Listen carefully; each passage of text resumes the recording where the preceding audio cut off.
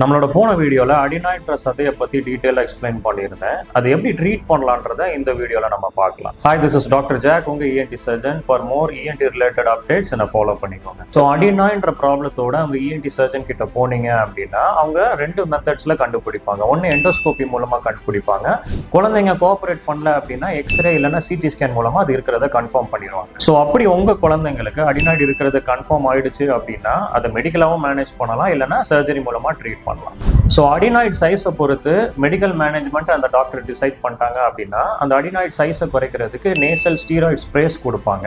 அதுக்கப்புறம் இன்ஃபெக்ஷனை கண்ட்ரோல் பண்ணுறதுக்கு சிரப்ஸ் கொடுப்பாங்க. ஆனால் சப்போஸ் மெடிக்கல் ட்ரீட்மெண்ட்டுக்கு கம்ப்ளீட்டாக அது சரி ஆகலை, இல்லைன்னா அடினாய்டோட சைஸ் பெருசாக இருக்குது அப்படின்னா கண்டிப்பாக அதை சர்ஜிக்கலாக தான் ட்ரீட் பண்ணுற மாதிரி இருக்கும். அதுலேயும் இப்போ ரீசெண்டாக கோப்லேஷன் அடினாய்டெக்டமி இதுதான் best mode of treatment. So கோப்லேஷன்றது என்ன அப்படின்னா ஒரு ரேடியோ ஃப்ரீக்வன்சி எனர்ஜியை சால்ட் வாட்டர் மூலமாக அதை செலுத்தி ஒரு பிளாஸ்மா எனர்ஜி கிரியேட் பண்ணி அந்த பிளாஸ்மா எனர்ஜி அந்த அடினாய்ட்ல இருக்கிற மாலிகுலர் பாண்ட்ஸை கம்ப்ளீட்டாக டிஸ்ட்ராய் பண்ணி மொத்தமாக அந்த டிஷ்யூவை எடுத்துரும். ஸோ இதோட அட்வான்டேஜ் என்ன அப்படின்னு பார்த்தீங்கன்னா பழைய எலக்ட்ரா காட்ரி மெத்தட், அதாவது சுடுகோல் மூலமாக பண்ணுற மெத்தடில் அபவுட் 400 to 600 டிகிரி செல்சியஸ் வரைக்கும் ஹீட் ஜென்ரேட் ஆகும். ஆனால் கோப்லேஷனை பொறுத்தவரை ஜஸ்ட் 40 to 60 டிகிரி செல்சியஸ் தான் ஹீட் ஜென்ரேட் ஆகும். ஸோ குழந்தைங்களுக்கு சுத்தமாக பெயினே இருக்காது. ஸோ அதே மாதிரி அதை எண்டோஸ்கோபி மூலமாக டைரெக்டாக பார்த்து பண்ணுறதுனால அடினாய்டை கம்ப்ளீட்டாகவும் எடுத்துடலாம். டெம்பரேச்சர் கம்மியாக இருக்கிறதுனால பக்கத்தில் இருக்கிற டிஷ்யூ எந்த விதத்துலையும் டேமேஜ் ஆகாது.